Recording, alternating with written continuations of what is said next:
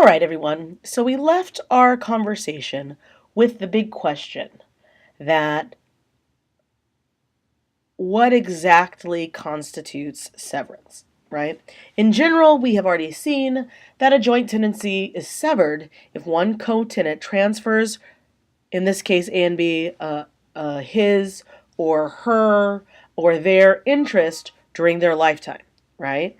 This is important that we've taken away the difference between tenants in common and tenants by the entirety is the right of survivorship. So severance is only effective if the transfer of the interest of the co-tenant occurs during the lifetime of the co-tenant. Upon their death, they have no interest to transfer.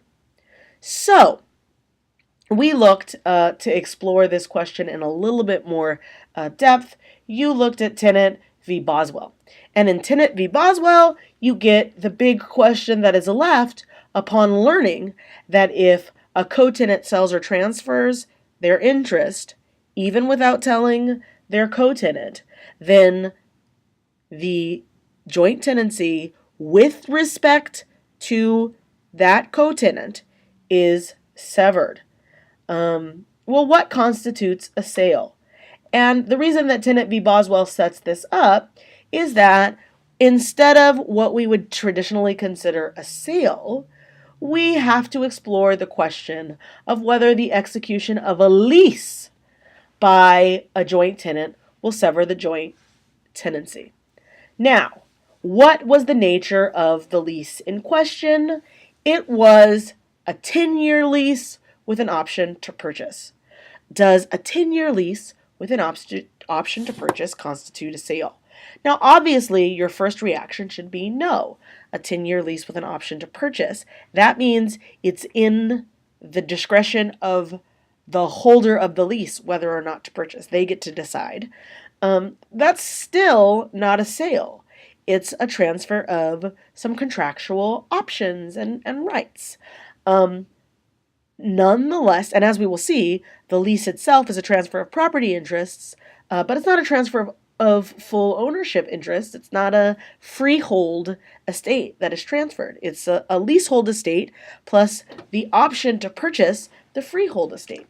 Now, the court in Tenant v. Boswell looked at this and concluded that the lease from Johnson to Boswell, the joint tenant, to a third party did not constitute severance. It was not severed. It did not sever the joint tenancy. And the reason that this case is even relevant or important for us to see is that some authorities do indeed view a lease by a joint tenant as severing the joint tenancy.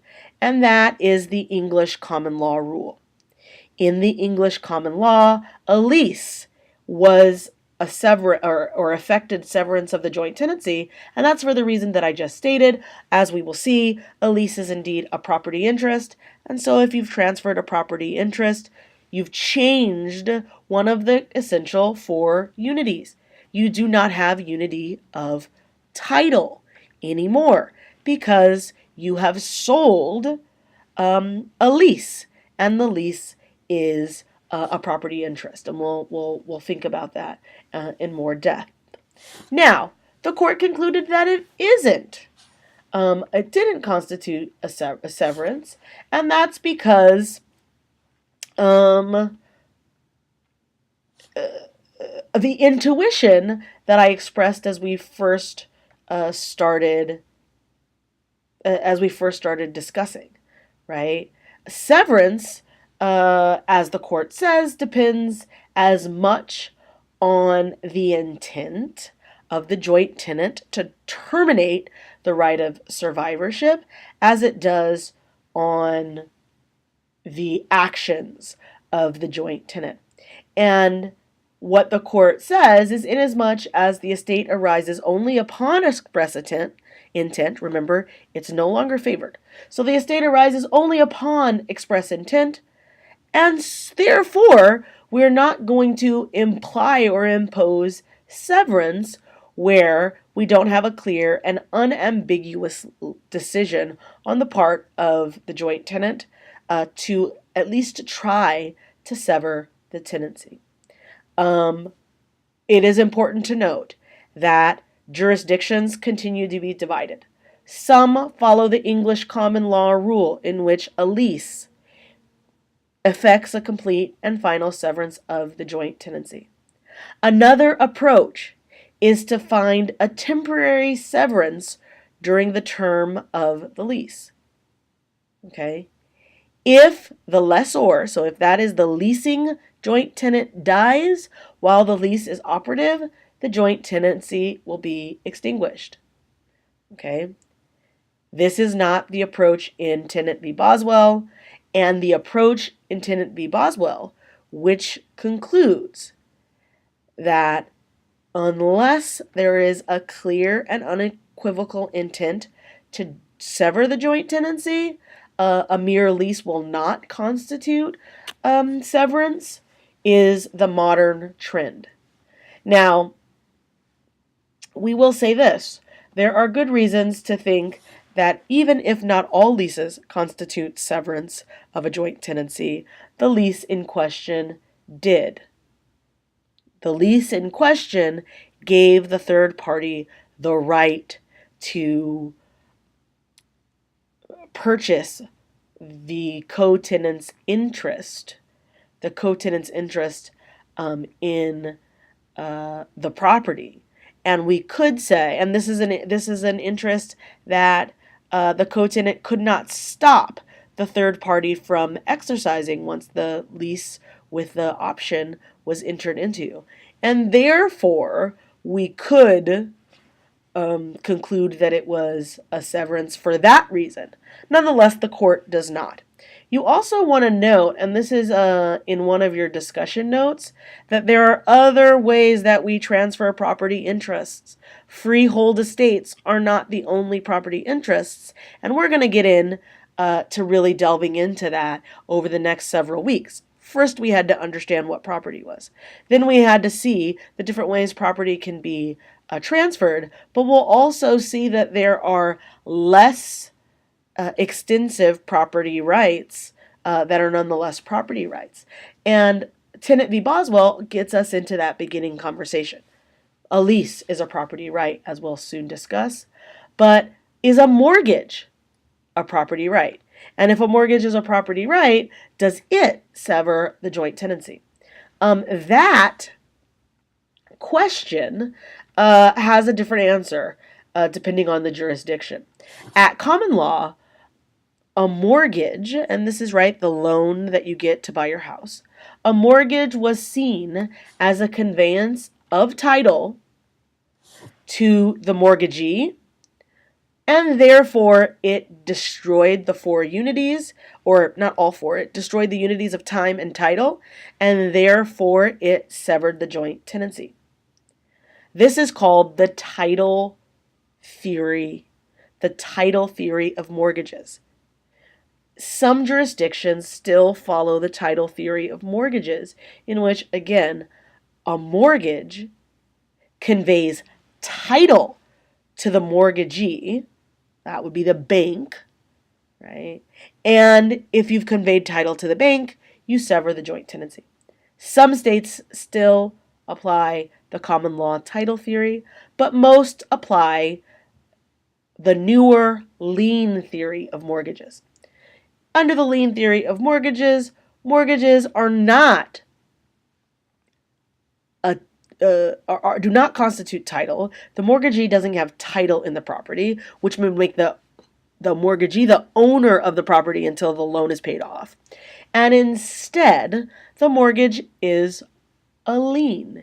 It's a kind of security a security interest in the property. And so what you have during the pendency of the loan is a lien. A lien, you have to foreclose on it in order to obtain title upon failure to pay or otherwise abide by the terms of the mortgage. This is not hugely important other than to understand if instead of transferring title, what the mortgage is a lien, then you haven't severed the unities of time and title, and therefore you haven't severed the tenancy. Okay? All of this helps us better understand this concept of severance. If you sell your interest in a joint tenancy, at least with respect to the other joint tenants, the tenancy will be terminated. In this case, there are only two joint tenants, and therefore the joint tenancy is severed, and what is left is a tenancy in common. Note that if the interest, if the lessor had exercised their option to purchase before Johnson's death in this case, right? So if the option to purchase had been exercised, it definitely would have constituted severance. And so what is really being questioned here is the nature of the lease, and it also leaves open the question of whether any option could have constituted severance. Okay, let's look at this problem. A, B, C, and D own property as joint tenants, and as such, remember, they own the same fractional share. A owns 25, B 25, C 25, D 25. What happens when A dies? A's interest disappears. A's interest disappears. And now B, C, and D each own 1/3. Well, what happens if D then proceeds to sell his interest to E? Okay. Now, what do we have? We have severance of the joint tenancy. A's death did not sever the joint tenancy. It just terminated A's interest in the property. D has sold his interest. As we just saw, the sale or transfer inter vivos of the joint tenant's interest in the property severs the joint tenancy. What remains? B and C still. B and C are still joint tenants. The four unities have not been destroyed. B and C are still joint tenants with respect to each other. They own 2/3 of the property in question, and because they have to own the same proportion, they each own 1/3. B and C, however, are tenants in common with E.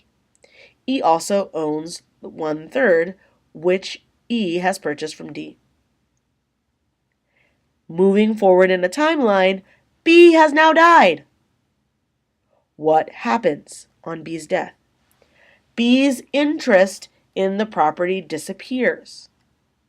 C is the sole remaining joint tenant, and so C owns the entire property subject to that joint tenancy. C owns it in severalty. That means C survives and obtains B's 1/3 share, and C owns 2/3 of the property. The joint tenancy no longer exists because there is only one tenant, but the tenancy in common with E continues. And so C owns 2/3 of the property, E owns 1/3, and they are tenants in common. Okay? That's the application of those sets of rules. We see both that death doesn't end the tenancy until there are only two tenants left, and we see that sale does end the tenancy, but only with respect to the conveying joint tenant. Okay? All right. What about this question? A, B, and C own a property as tenants in common. They're tenants in common, so they do not have to own equal proportions. So let's imagine that A owns 25%, B owns 25%, and C owns 25%. What happens to the tenancy in common when C sells her interest to D? Nothing happens to the tenancy in common except the shift in the identity of the co-tenants. A, B, and D now own the property in question as tenants in common. A still has 25%, B still owns 25%, and now D owns what was previously C's 50%. What happens when A dies and transfers his interest via will to E? What happens to the tenancy in common? It is not destroyed. E will own 25%, B will own 25%, and D owns 25% as tenants in common. So notice, you do not get the severance of the tenancy in common. You do not get the severance of the tenancy in common. Okay? Sale doesn't sever the tenancy in common. It changes the identity of the co-owners. Okay? You also will not get suddenly a joint tenancy if C were to sell ownership, if our original owners A, B, and C, if C sold their 50% to A and B are still tenants in common. They just own a larger fractional share. So how do we end a tenancy in common? What we have, instead of this concept of traditional severance, we have an additional remedy that can be used across the different tenancies, and this is called partition. Partition can happen in one of two ways. Partition. You can have partition in kind. Partition in kind. Partition in kind is a form of ending the co-tenancy. And when you partition in kind, what you do is take the physical property and divide it up. So we can imagine a big lot of land, and you literally cut it in half and create two new pieces of property, and the former co-owners now own their physical half of the property in severalty. Or you could see, in our case of A, B, and C, you could cut that piece of property into three pieces. One piece representing the 50% share that C had in our original example, and then two smaller parcels representing the 25% share each, held by A and B. In the alternative to partition in kind, you have a forced sale partition. And what that does is put the property on the market for sale, ordered by the court, and then each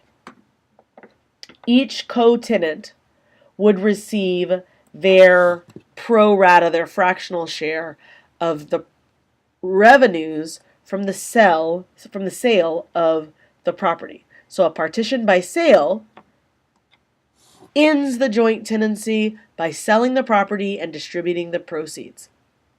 This is, in theory, a drastic and radical result, but recent scholarship has shown this partition by sale has been a major weapon used by property developers in order to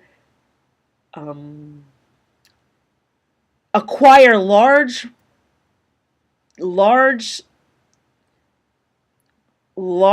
interests in land in rural communities where families have owned property over a long period of time and therefore have a highly fractional interests in land.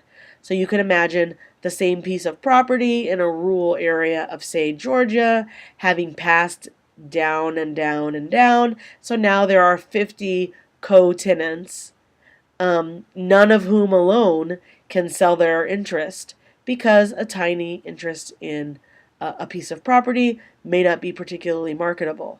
And so while the partition in kind is a fairly drastic measure to be taken or historically taken by courts when there was no fair way to physically divide the property and the parties could not come to an agreement, it has been used more and more and more frequently.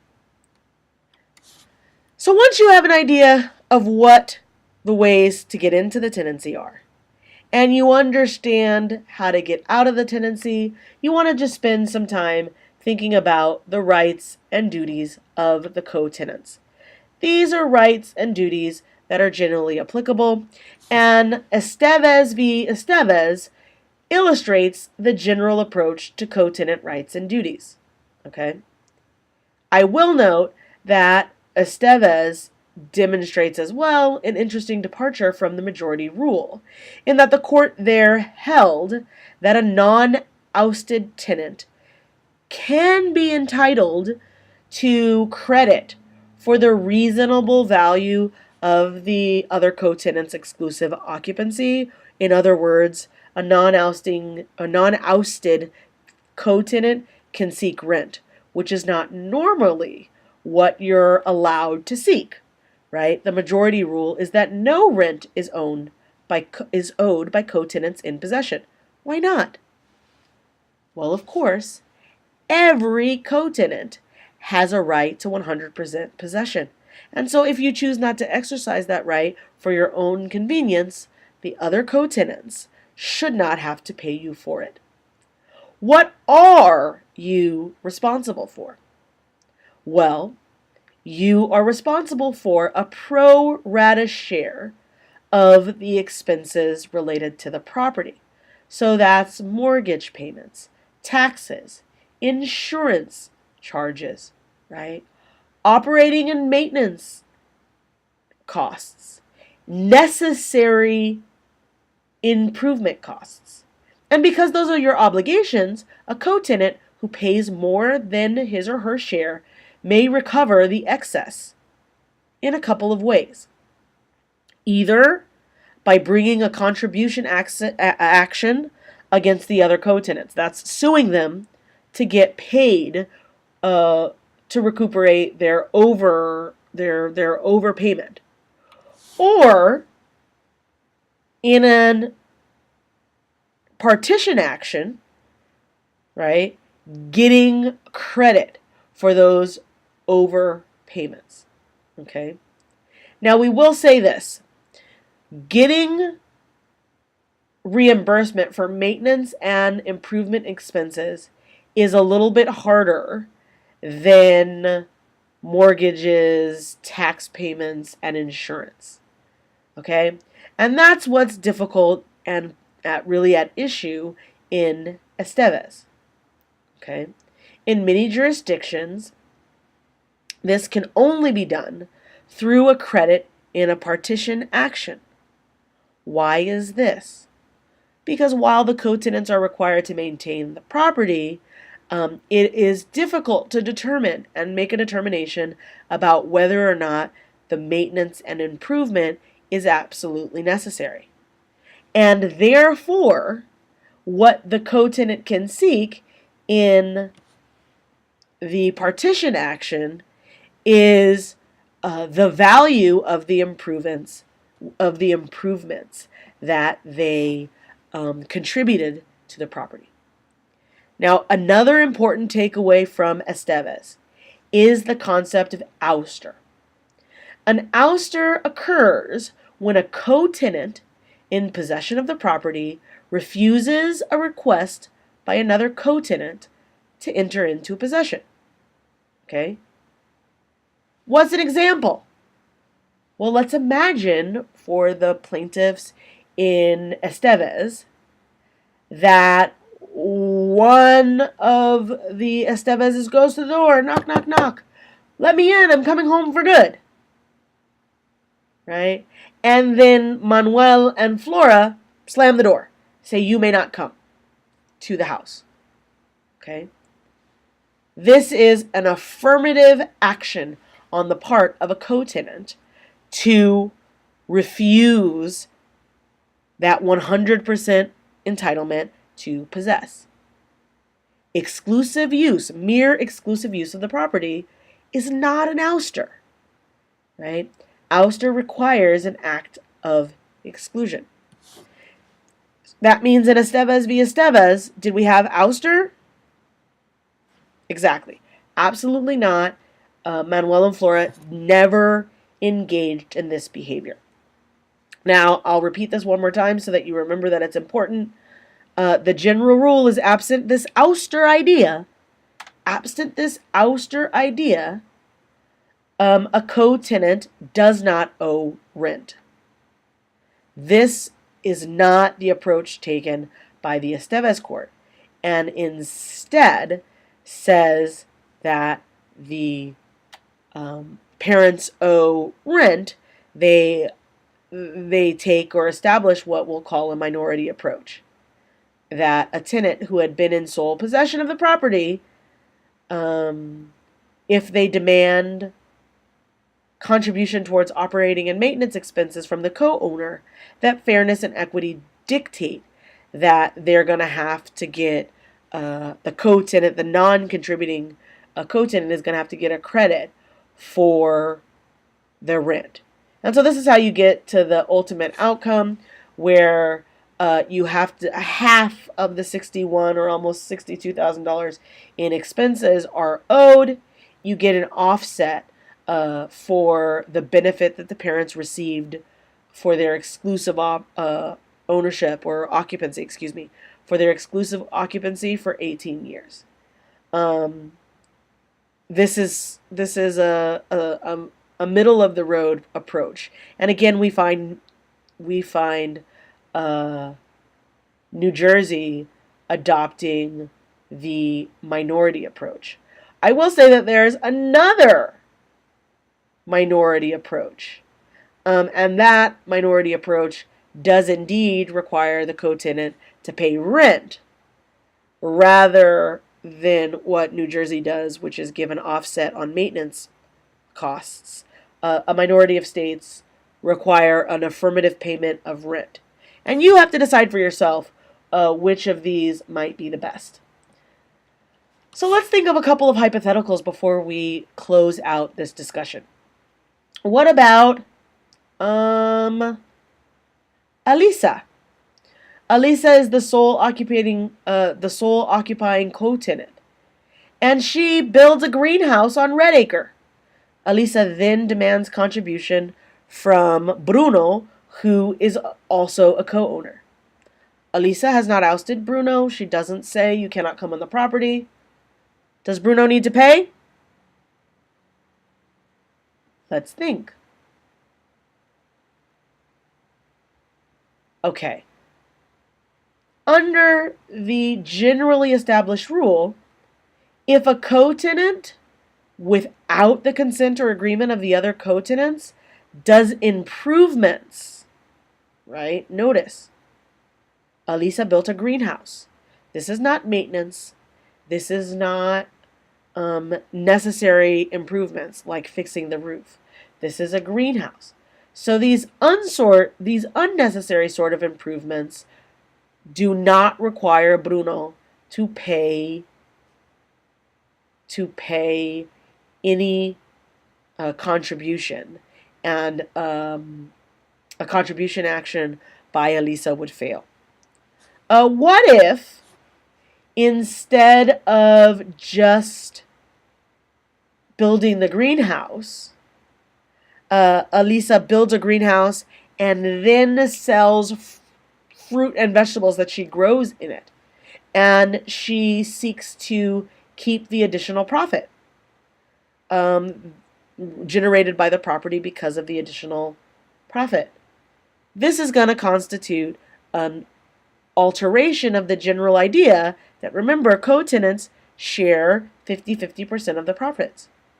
Generally, you don't have an obligation to contribute to improvements. But when one co-tenant makes the improvements all on their lonesome, they are entitled to recover the added value to the property. Okay? Not the amount expended, but any added value. Okay? She does not have to share. What about Carmine and Danilo? Carmine and Danilo each own an equal interest in Yellowacre as tenants in common. Carmine sells all the lumber and coal interests in the property for $200,000. Does Danilo have a claim against Carmine? Again, Carmine and Danilo are tenants in common in Yellowacre. Carmine sells the lumber and coal. Maybe there's they've discovered coal in the property, and Carmine sells that to a third party and gets $200,000. Maybe Carmine hired a lawyer to do it. Does Danilo have a claim against Carmine? Absolutely. Carmine has to account to Danilo for his pro rata, his equal share. And so, since they own an equal interest in Yellowacre, Carmine's going to have to share $100,000 with Danilo. That's half of the $200,000. Okay? A co-tenant can remove natural resources on the property even without the consent of the other co-tenants, but must account for the co-tenant's proportionate share of the properties that are derived from any extraction. Okay. I want to move now, and please visit your materials on marital property and start to see how, even though that's a separate conversation, start to see how there are significant overlays. And I want to move now to just introducing the conversation that we're going to have beginning our next meeting, and that is another way of obtaining or holding property interests. I'm going to do this in a separate little video, so join me there. Thanks.